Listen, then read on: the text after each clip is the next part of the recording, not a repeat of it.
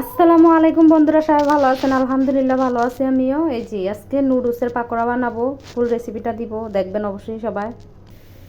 পানিটা বসাই দিয়েছিলাম আগেই, এটা উতরা নিয়ে এসে এখন আমি নুডলসগুলা দিয়ে দিলাম। এটা সিদ্ধ হইলেই তারপর বাকি পানি ঝরায় বাকি উপকরণগুলো মিশাই। আমার নুডলসটা হয়ে গেছে, এখন পানি ঝরায় নিব।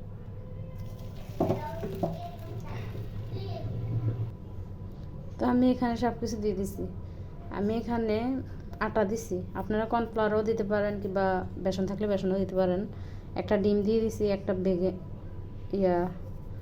আপনার ম্যাগি মশলা দিয়ে দিছি। আপনারা চাইলে এই নুডলসের মশলাটা দিতে পারেন, আর এখানে কাঁচামরিচ, ধনিয়া পাতা, আর বাসায় যদি সবজি থাকে সবজিও দিতে পারেন।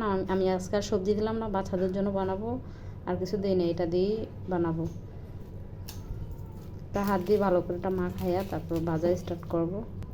তো এখানে যে আমি মাখানো হয়ে গেছে, এদিক দিয়ে ফ্রাই প্যানও বসাই দিছি। আমি ফ্রাই প্যানে অল্প করে তেল দিয়ে যে এগুলো ভাজা স্টার্ট করলাম। আমি ফ্রাই প্যান কিন্তু হালকা গরম হয়েছে, তত বেশি গরমও হয় নাই। তো আমি এভাবে এগুলো দিয়ে দিলাম, বাদামি কালার হইলেই উঠায় নিব, উল্টায়া পাল্টায়। কালারটা কীরকম আসছে অবশ্যই কমেন্টে জানাবেন। আমি এখন একটা একটা করে পাকোড়া উঠায় নিব, আর কালার করব না। আর অনেক বাচ্চারা আছে নুডলস খাইতে চায় না, আর মারা তো বাচ্চাদেরকে কী খাওয়াবো একটা টেনশন থাকে, বিকালের নাস্তা কী দিব।